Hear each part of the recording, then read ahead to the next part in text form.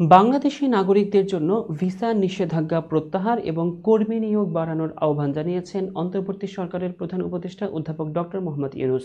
দুবাইয়ে অনুষ্ঠিত বিশ্ব সরকার সম্মেলনে অংশগ্রহণের পাশাপাশি সংযুক্ত আরব আমিরাতের শীর্ষ কর্মকর্তাদের সঙ্গে বৈঠকে এই আহ্বান জানান তিনি।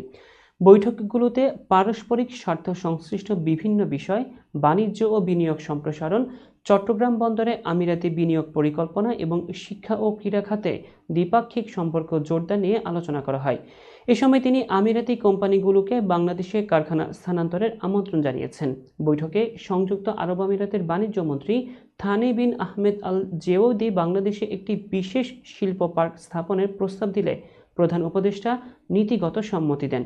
তিনি বলেন, সংযুক্ত আরব আমিরাত বাংলাদেশকে হালাল পণ্য উৎপাদন কেন্দ্র হিসেবে গড়ে তুলতে পারে। বাণিজ্য মন্ত্রী জানান, তিনি শিগগিরই উচ্চ পর্যায়ের বাণিজ্য ও বিনিয়োগ প্রতিনিধি দল নিয়ে বাংলাদেশ সফরে আসবেন।